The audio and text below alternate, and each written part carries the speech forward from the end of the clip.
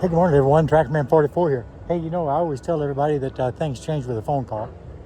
Late yesterday afternoon, my son called me and said we're ready to get these oak up here at this undisclosed location, but it's pretty close to our house and right in the middle of town, actually, or right at the edge of town.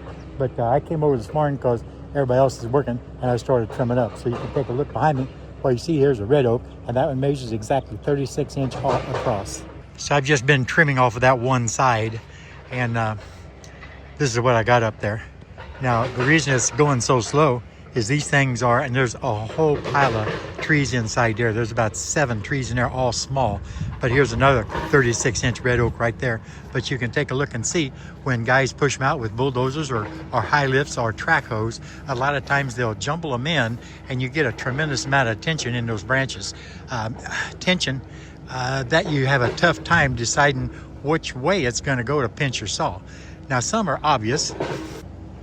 Obviously, there's no question to those 2 upper ones right there, simply because there's just a little bit of the tips of them resting in the branches of that other tree. So that might be tricky, but this top one will fall perfectly. I just drag it out. And that's what I've been having to do, is drag those off 1, 2, 3 at a time at the very most, and drag them out with the truck and a choker. Now this guy here, it's under a great amount of tension, as you can see that. But what I'm planning on doing is measure me back here about, I don't know, a good 9.5 feet, probably about where the chainsaw is sitting right there. And I'll go ahead and cut that guy off because it'll rest right down on that stub of a branch that's broken off. It'll rest right down on that and that other stub right there.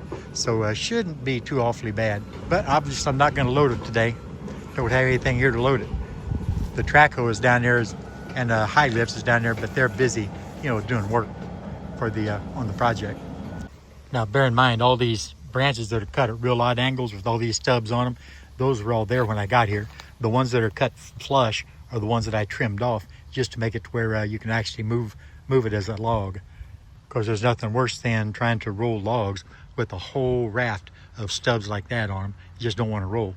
So, anyway, I got everything trimmed down. I got 11 foot, a 9.5 foot, and an 11 foot log sitting here right now. And doggone, I was going to use my 660 and the 42 inch bar, and I do not remember using it and hitting something last time I used it. But apparently I did, because I started kind of cutting in a circle.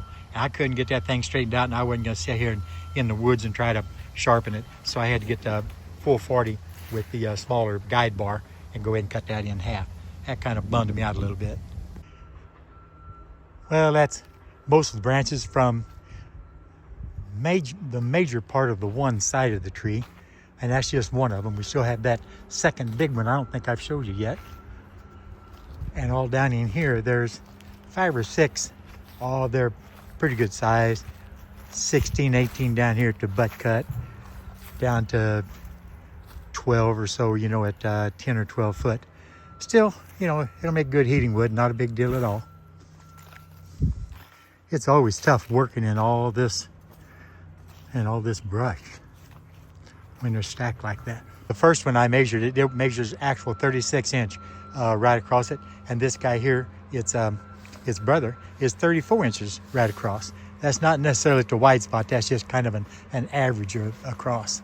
So there'll be one good saw log out of this, and man, that's gonna be some mighty fine looking red oak. I'm gonna get 12 foot out of this, as long as a skid loader will load them. And there's also a heck of a lot more branches, just like this branch right here, all messed in that jumble. But I'm gonna wait until my son or my son-in-law is here to help me pull all that stuff out with the tractor. Right on the other side of the road is a 16 inch by 16 foot red cedar, or juniper, I guess you'd want to call it. Now, it obviously tapers a tremendous amount, so that's really only gonna net probably a 10 foot lumber. Might even get better out of it if I produce 8 foot lumber. I only spent about 3.5 hours here, so that's not too awfully bad. But boy, if I'd had some help, we could have got a lot more, especially if we had a tractor here and a grapple. This here would already be on a trailer and loaded, you know what I mean? And we'd have one heck of a lot more out of there. I was gonna tell you earlier, those stubs that sometimes are left on those logs that we got to trim off, and may as well just carry them home now instead of just let them in the woods. You know what I mean? Or just get burnt up in the burn pile. I think about my one old uncle, you know, that used to always say, always had a saying for things. He always said, hey boy, you know, the meat around a pig's butt is still pork. Well, you know, these things are nasty looking. They don't split right. They're just aggravating to work with, you know. But you know what? There's still a whole lot of BTUs in there for your BUT. You know what I mean? And if you notice, I have a lot of chokers. I have all kinds of chokers around, but every one of them, you're going to find some little fray or something like this that renders them useless on the job site, simply because these things have a specific rating. And when you see that they're jeopardized by having some of the threading pulled out of them and everything, you know that that's no longer rated at that, and so it's deemed unsafe by ROSHA. So you just got to throw them away. But for us guys out here dragging logs out of the woods and everything, it does not matter in the least bit. Even though this guy right here is a rated at 11,500 pound vertical, okay, and 23,000 pounds as a U, and it's a little bit different whenever you use it as a choker.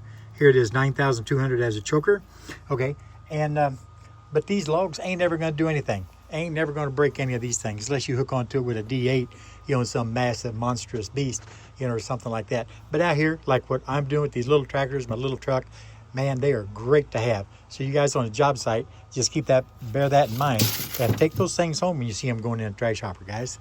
Wish I had a tripod with me. I'd have set up to where you could see that 660 with that 42-inch bar going through that log. I don't know. I must have hit something on the last time I used that. That was on that big pecan. And I think I remember running into the dirt on the far side because I remember looking over there and saying, oh, darn. But anyway, I didn't think about touching it up. So this thing started spiral cutting. You know, like a spiral cut ham. That's what happened on that big one. So I couldn't get this thing to go straight along, so I had to abandon that and then go to the full 40. So what I did, I brought this thing home. I went ahead and touched up the teeth on everything, and I set the rakers at about 35, 38 thousandths. So that should be pretty doggone good.